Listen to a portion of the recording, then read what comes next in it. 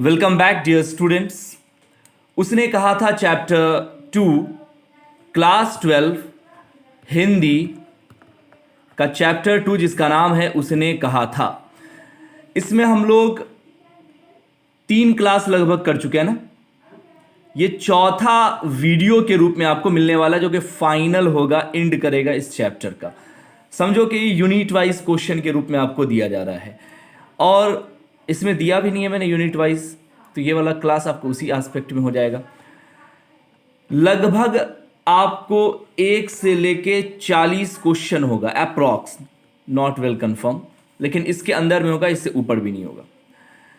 इसमें चैप्टर जो आपका लगभग 15 से 20 पेज में फैला हुआ चैप्टर है, बहुत बड़ा चैप्टर है, उसका एक एक पॉइंट को यहाँ पे हम लोग डील करने वाले हैं। थोड़ा आप ये ध्यान रखना, हमें पता है कि इसमें से आपको 95% आंसर पता ही होगा, बट फिर भी हम लोग उस क्वेश्चन को ज़्यादा टारगेट करेंगे जो आपको नहीं पता, और ऐसा क्वेश्चन भी इसमें आएगा क्योंकि आप सारा कुछ पढ़ चुके हैं। यही वजह है कि ऑब्जेक्टिव हम आखिर में देते हैं, क्योंकि सब्जेक्टिव से ही ऑब्जेक्टिव निकलता है। तो आइए शुरू करते हैं। चंद्रधर शर्मा गुलेरी का जन्म कब हुआ था, बोलिए। ऑफ कोर्स 7 जुलाई 1883। इसके बाद क्वेश्चन नंबर 2 है कि चंद्रधर शर्मा गुलेरी का निधन कब हुआ था। ऑप्शन ए है 11 सितंबर 1921, बी है 12 सितंबर 1922, सी 13 सितंबर 1923 और डी है 14 सितंबर 1924। जल्दी से बताएं।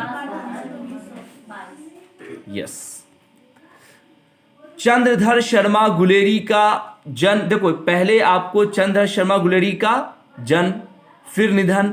अब जन्म और निधन कहीं ना कहीं तो हुआ होगा ना, तो आपको जगह के नाम से भी आ जाता है कि चंद्रधर शर्मा गुलेरी का जन्म कहां हुआ था। Option A Jabalpur Madhya Pradesh, B Itarsi Madhya Pradesh, Jaipur Rajasthan या लम्ही वाराणसी।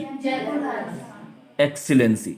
अब आपको देखो यहां पर भी 2 चीजें एग्जाम में हो सकता है, सीधा सीधा आपको सिर्फ जयपुर दे दे या फिर राजस्थान दे दे। जैसे बिहार में सीतामढ़ी, उसी तरह से राजस्थान में जयपुर, ठीक है ना, स्टेट और डिस्ट्रिक्ट का मामला। तो ये दोनों मैंने यहां पे मेंशन कर दिया ताकि एक ही में आपका दोनों कवर आ जाए। उसके बाद चंद्रधर शर्मा गुलेरी का मूल निवास स्थल कहां है। समझिए पहले क्वेश्चन को। ये तो हुआ उनका, जैसे मैं अभी सीतामढ़ी में रह रहा हूं तो थोड़ी ना सीतामढ़ी मेरा कोई आबाई वतन है, ये तो मेरी कर्म भूमि है, यहां हम पढ़े हैं, आज पढ़ा रहे हैं। लेकिन अगर हमसे ये पूछे कि आपके आबाओ अजदाद कहाँ के थे, आपका आबाई वतन क्या है, तो हम बोलेंगे अपने गांव का नाम, है ना जी। आप में से ज़्यादातर स्टूडेंट ऐसी हैं जो यहाँ के नहीं हैं, यहाँ रह रहे हैं पढ़ने के लिए। तो जो बंदा यहाँ का नहीं है, एक्चुअल में जहाँ उसकी पैदाइश हुई है, जहाँ उसके फॉरे फादर रह रहे हैं, उसको कहते हैं मूल निवास। समझ में आ रही है बात। तो मूल निवास का आंसर अलग बनता है। तो आपको देखिए ऑप्शन में है लम्ही वाराणसी, कुदम कुआं पटना या सिमरिया बेगूसराय बिहार, गुलेर कांगड़ा हिमाचल प्रदेश। थोड़ा सा अगर दिमाग लगाएं तो आंसर इसी में मिल जाएगा। यस, यही वजह है कि इन्हें गुलेरी कहा जाता है। जैसे मैं अगर रायपुर का हूं तो रायपुरी, सीतामढ़ी का कोई बंदा है तो सीतामढ़ी, मुजफ्फरपुर का है तो मुजफ्फरपुरी। उसी तरह से ये गुलेर के हैं तो इनके नाम में लग गया चंद्रधर शर्मा गुलेरी। तो यहीं से पता चल जा रहा है, भूलने वाली बात ही नहीं है। अगला, उसने कहा था शीर्षक कहानी के रचयिता तेरी का क्या नाम है। ये थोड़ा सा सट गया है, हटेगा। उसने कहा था जो कहानी है कि रचयिता का नाम क्या है, सब लोग जानते हैं, इसमें तो ऑप्शन पढ़ने की जरूरत ही नहीं है, यही गुलेरी साहब हैं। आखिर नेक्स्ट क्वेश्चन, नॉट आखिर, फर्दर बहुत सारे हैं अभी। गुलेरी जी की मुख्य कहानी का नाम क्या है। देखिएगा, समझिएगा क्वेश्चन को पहले। गुलेरी जी यानी चंद्रधर शर्मा गुलेरी का प्रमुख कहानी का नाम कौन कौन है। प्रमुख का मतलब एक होता है मुख्य, मुख्य का मतलब सब में कोई एक, दोनों में फर्क है। प्रमुख मतलब मुख्य में कौन कौन। जैसे मैं बोलूं कि आपका बेस्ट फ्रेंड कौन है? तो मतलब कि सब में कोई एक। आपका बेस्ट फ्रेंड्स कौन है? मतलब बहुत सारे में एक से ज्यादा, ये ना मतलब हुआ। तो मुख्य मतलब कोई एक, प्रमुख मतलब मुख्य में एक से ज्यादा, 2 3 4। देखो मैं ट्रिक क्यों बता रहा हूं, यहीं पे पता चल गया इसमें कोई एक आंसर नहीं होगा, या तो 2 होगा या तो 3 होगा। तो इतना अगर पता चल गया तो 50% आंसर तो पहले ही आ गया, आपको पहले ही आ गया। और आपको बता दें कि ये तीनों इनका लिखा हुआ है। देखिए एक तो आपको पहले से पता, 2 कम से कम होगा ही, तो इसका मतलब कि उपयुक्त तीनों। खेला खत्म। गुलेरी जी ने किन पत्रिकाओं का संपादन किया? संपादन कहने का मतलब है कि उसके राइटर बने, उसको छपवाएं, उसके हाँ यही सब मतलब होता है। तो गुलेरी जी ने किन पत्रिकाओं का संपादन किया, बताएं। अब पूरा पहले ऑप्शन आप देख लें। समालोचक काशी नगरी प्रचारणी पत्रिका, या फिर धर्म युग, साप्ताहिक हिंदुस्तान, या वागर्ध। ये थोड़ा सा मुश्किल करेगा आपको, इसीलिए मैंने कहा था कि उन क्वेश्चन को ज्यादा टारगेट करना है जो आपको नहीं पता है, क्योंकि हमने तो शॉर्ट समरी पढ़ाया है। अब शॉर्ट समरी में थोड़ी ना सब कुछ आने वाला है, इसीलिए तो ये आपको स्लाइड में को हमको लगा कि जरूरत है इसकी। आपको बता दे बेटा, ये नाम ही ऐसा ही कभी नहीं भूलोगे। गुलेरी जी ने किन पत्रिकाओं का संपादन किया? तो ध्यान रखना, समालोचक काशी नगरी प्रचारणी पत्रिका, ठीक है। ट्रिक नंबर 1, जिसमें पत्रिका लिख के आए समझ जाना वही होगा, क्योंकि क्वेश्चन में भी है पत्रिकाओं का संपादन। ट्रिक नंबर 2, जिसमें प्रचार जैसा शब्द आए। ट्रिक नंबर 4 जो सबसे स्ट्रांग होगा, काशी। और काशी जानते हैं कि कृष्ण की भूमि है, यानी एक फेमस स्थल है हिंदुस्तान का। नेक्स्ट, किन विषयों पर गुलेरी जी ने लेखन किया? किन विषयों पर गुलेरी जी ने लेखन किया? ऑब्जेक्टिव में मार्क्स लाना बहुत आसान है, और ऑब्जेक्टिव का अगर ट्रिक सीख गया ना आप, तो आप फिर लाइफ में बड़ा से बड़ा एग्जाम क्रैक कर लेंगे। कोई भी कंपटीशन तो ऑब्जेक्टिव बेस ही होता है, तो ये आप ऑब्जेक्टिव पे खासा ध्यान रखें। और ऑब्जेक्टिव को तभी सॉल्व करें जब आप पूरी थ्योरी पढ़ चुके हैं। अक्सर लोग क्या करते हैं, पहले ऑब्जेक्टिव ही करवाना शुरू कर देते हैं, ये रटना पड़ेगा ऐसे में। तो किन विषयों पर गुलेरी जी ने लेखन किया है? लेखन किया का मतलब क्या है? सेम। संपादन का मतलब वही, मतलब लिख के छपवाना, और लेखन का मतलब सिर्फ थोड़ा सा उसे एक पॉइंट नीचे की लिखना, ऑन राइटिंग। तो लगभग एक ही मीनिंग में आ जाता है। किन विषयों पर गुलेरी जी ने लेखन किया है, यानी कि लिखा है, और संपादन का भी लगभग 90% वही मीनिंग है। तो पहला है परीक्षा विद्या इतिहास, समसामयिक विषय, और पूरा तत्व भाषा विज्ञान, और उपर्युक्त तीनों। बताएं किन विषयों पर गुलेरी जी ने लेखन किया है? Question number 8। एक भाई ने कहा है तीनों, गर्ल्स की तरफ, बॉयज की तरफ से आवाज था। गर्ल्स में से कोई एक आदमी राय बताइए। सम समाज। किन विषय पर गुलेरी जी ने लेखन किया? देखो ये क्वेश्चन एक भी आंसर इसका हो सकता है, और तीनों भी हो सकता है, 2 नहीं हो सकता इसका, क्वेश्चन जिस तरह का है। तो थोड़ा सा ध्यान दीजिए कि इसमें क्या होनी चाहिए। मैं आपको थोड़ा सा इसका हल्का सा बताऊं डिटेल। देखिए, आपने इनके इंट्रोडक्शन में एक चीज़ पढ़ा होगा कि ये एक इतिहासकार भी थे। आपकी जो कहानी है वो एक समसामयिक विषय पर है, यानी ये वाली जो कहानी है एक समसामयिक विषय पर है। दूसरा कि जो आदमी इतिहासकार होगा वो पूरा तत्विद भी होगा। पूरा तत्विद का मतलब क्या है? आप लोगों ने हिस्ट्री में पढ़ा है। क्या मतलब है इसका पूरा तत्विद का? खोजकर्ता, है ना, पुरानी चीज़ों को खोज निकालने वाला। जैसे फिरौन की लाश है, तो वो 1884 में लगभग लोग को ओरिजिनल वाला, और लाश नहीं, माफ़ कीजिएगा, उसका स्टैच्यू ओरिजिनल वाला मिला, जिसका हाथ खाली इतना लंबा है कि आप 4 कदम अगर चलिएगा तो उसका हाथ का लंबाई खाली खत्म होगा। तो उसकी ओरिजिनल स्टैच्यू जो है वो 1800 कुछ में मिला। समझ में आ रही है बात?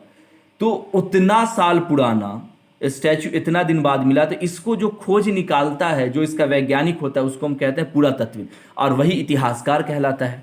इसका मतलब ये हो गया कि हमारा उपर्युक्त तीनों आंसर आ जाएगा।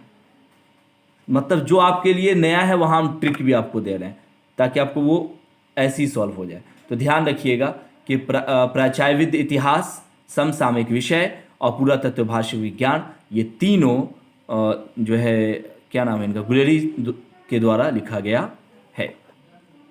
अगला, गुलेरी जी के प्रमुख निबंधों का नाम बताएं।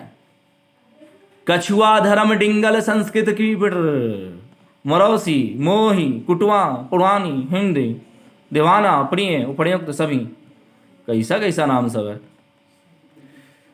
है। हर जगह उपयुक्त सभी मार के हो भी सकता है, उपयुक्त सभी हमको नहीं पता, लेकिन हर जगह एक ही आंसर होगा ये भी हमको नहीं पता। गुलेरी जी के प्रमुख निबंधों का नाम बताएं। निबंध, निबंध किसको कहते हैं? निबंध किसको कहते हैं? सर्दी को बोले निबंध किसको कहते हैं? ये क्या है? चिढ़ा ले, मेरा भी वक्त आएगा, टेंशन मत ले। आसिफ भाई, निबंध किसको कहते हैं? एस्से को। एप्पल किसको कहते हैं? तो सेब को। सेब किसको कहते हैं? तो एप्पल को।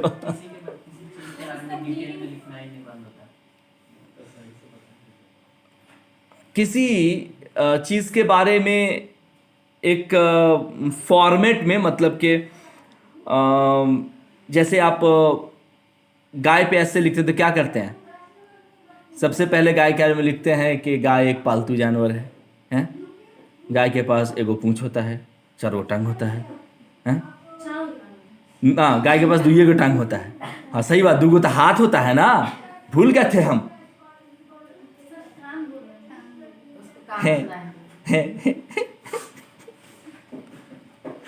तो एक सिस्टमैटिक ढंग से जो राइटिंग होता है, उसके लिखने की जो कला है, उसे ही हम क्या बोलते हैं? निबंध बोलते हैं। लगभग आप सही हैं। तो अब बताएं आपके गुलेरी जी का प्रमुख निबंध कौन कौन सा होगा? कछुआ धर्म डिंगल संस्कृत की पिटारी मरौसी माही कुटावा पुराना हिंद दीवाना प्रिय, कौन सा होगा? इत्तफाक है कि इसमें भी सब होगा। इत्तफाक है कि सभी आ गया, इसमें भी। आगे बढ़िए। उसने कहा था कहानी की क्या विशेषता है? इसका आंसर भाई आप लोग को बताना होगा। हाँ, मैं इसमें अब कुछ नहीं करूंगा।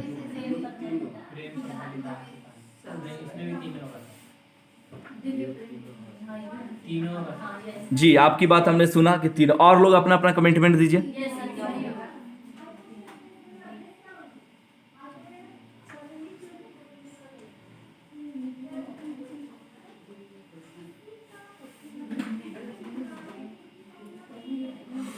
अब आइए इसको थोड़ा सा सॉल्व करने का प्रयास करते हैं।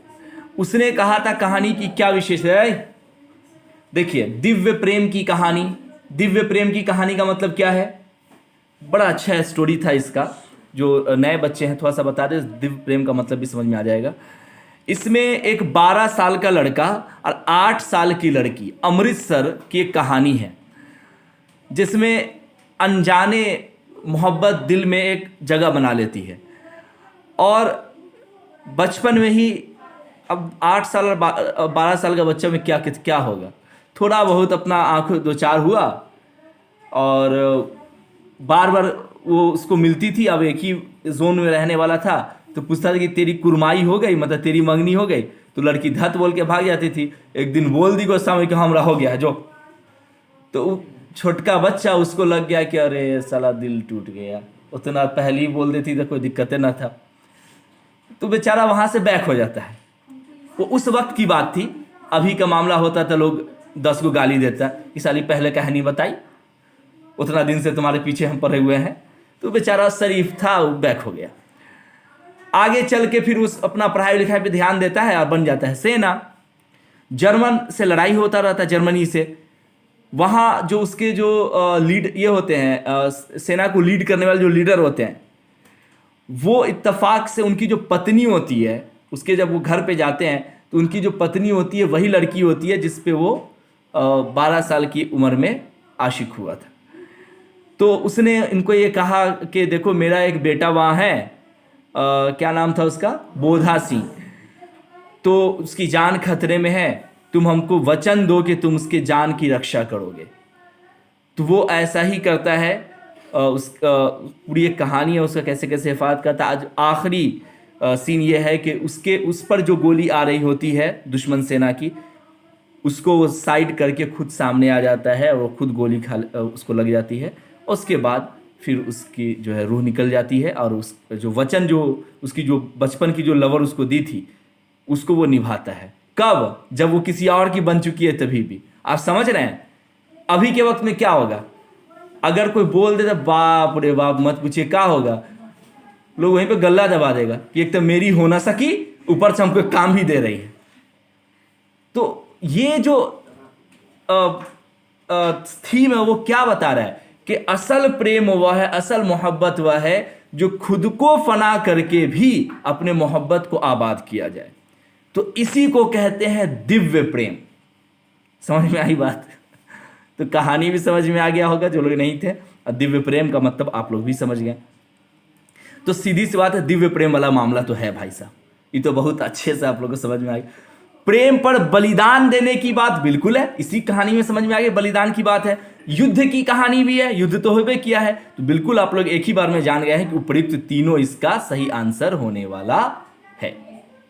Thank you. एकदम ऐसे ही एग्जाम में धज्जी उड़ा के आना है क्वेश्चन का।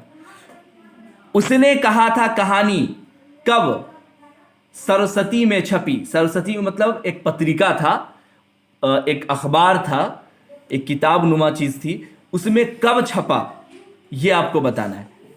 1915 में, 1916 में, 1917 में, 1918 में। वाह क्या बात है, क्या बात है। 1915 में, ठीक है, क्योंकि ये क्वेश्चन आसान नहीं था तो सन ईस्वी वाला बड़ा डिस्टर्ब करता है।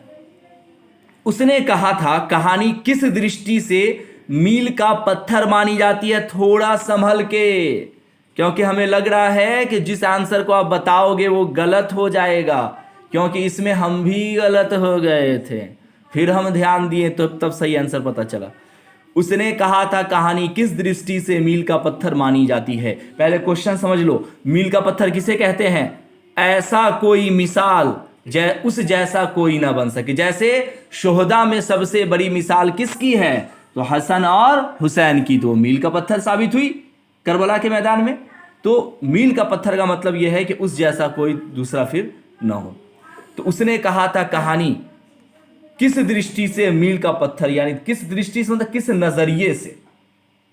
जैसे करबला मैदान में जो शोहदा लोग शहीद हुए वो किस दृष्टि से हुए?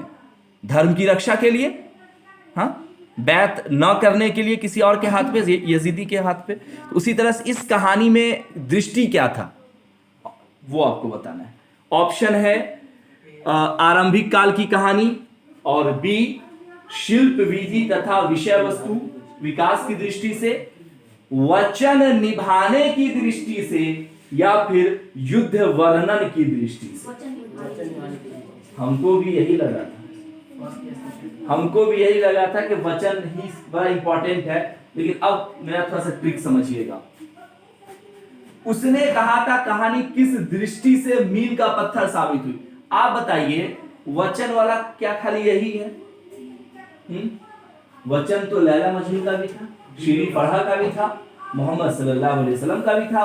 वाकया नहीं सुने जो एक आदमी अमानत दे के गया, आप सल्लल्लाहु अलैहि वसल्लम बोले ठीक है पेड़ के नीचे उसकी मतलब आओ, और वो बहुत देर के बाद पहुंचा, और वो इस नियत से पहुंचा कि अभी तक थोड़ी ना बैठेंगे। तो आप सल्लल्लाहु अलैहि वसल्लम ने क्या जवाब दिया कि अगर तुम ता क़यामत तक अगर ना आते तो मैं तुम्हें यहीं पर मिलता। तो वचन ही तो वहां पे था ना, उन्होंने कहा कि ठीक है तुम आओ तो आसमान की रक्षा हम करेंगे। तो वचन का बहुत सारा एग्जाम्पल है, तो वचन वाला नहीं होगा, इतना टफ मान के रखिए। लगता यही है क्योंकि इस कहानी में वचन का दिखाया गया है, लेकिन इससे बड़ा वाला वचन पड़ा हुआ है, ठीक है ना। तो ये मील का पत्थर, मील के पत्थर का मीनिंग मैंने बता दिया कि उस जैसा कोई नहीं होनी चाहिए। आगे देखें, शुरू से शुरू करते हैं। आरंभिक काल की कहानी, बिल्कुल आरंभिक काल की कहानी ये नहीं है, ये तो आपको 1947 से पहले की कहानी है, हाँ? यानी 1900 और 1800 के बीच की कहानी है। आरंभिक काल थोड़ी, आरंभिक काल तो हड़प्पा सभ्यता से पहले का। शिल्प विधि तथा विषय वस्तु के विकास की दृष्टि से, शिल्प विधि, शिल्प विधि का मतलब क्या होता है, यानी किसी कहानी को इस तरह से लिखा जाए, इस तरह से हाथ से लिखा जाए कि वो आपको ऐसा लगे कि हमारे आंख के सामने वो सीन चल रहा है। क्या इस कहानी में ऐसा नहीं हुआ? एकदम देखिए, जगह का नाम भी ट्रुथ है, जर्मनी, सेना का भी पता चल रहा है, मतलब ऐसा लग रहा था कि वो आंख के सामने वो कहानी चल रही है। और कोई कहानी में इतना मजा आपको नहीं आया होगा अब तक, ऐसा नहीं लगा होगा कि हाँ यार 100 में 100% समझ में आ रहा है। तो ये शिल्प विधि का मतलब ये सेंस है। तथा विषय वस्तु के विकास, विषय वस्तु का सेंस क्या है समझिएगा। विषय वस्तु का मतलब यह है कि उसमें जो कैरेक्टर दिया गया है वो कैरेक्टर एक का नाम जो है देकर फिर उसके बारे में, आप किताब खोलिए और वहां देखिए, बोधा सिंह फिर उसके बारे में लाइन, वजीरा सिंह फिर उसके बारे में लाइन, लहना सिंह फिर उसके बारे में लाइन, इस तरह से एक एक करके दिया गया। मतलब ये कि विषय वस्तु उसका जबरदस्त है, हर कहानी में इस तरह से नहीं होता है। तो मिला जुला के इस पर जोर ज्यादा आ रहा है। आगे देखते हैं, वचन निभाने का हमने बता ही दिया। युद्ध वर्णन की दृष्टि से, युद्ध तो बहुत सारा हुआ है भाई, प्रथम विश्व युद्ध से बड़का युद्ध तो नहीं था, द्वितीय विश्व युद्ध से बड़का युद्ध तो नहीं था, तो ये आपको होने वाला नहीं। ये स्ट्रॉन्ग चांस था सी वाला, इसको मैंने पहले ही कैंसिल कर दिया। आपको ये तो कोई मतलब ही नहीं बनता, तो बचा फिर कौन? ठीक है, क्योंकि इस क्वेश्चन में हम भी फंसे थे, इसीलिए इसको इतना डिटेल कर दिया। अब आप लोग जिंदगी में ना कभी फंसिएगा इंशाल्लाह। तो इसमें आप टिक लगा लें। क्वेश्चन नंबर 13, उसने कहा था कहानी में लड़का लड़की से क्या कहता है, बोल दो।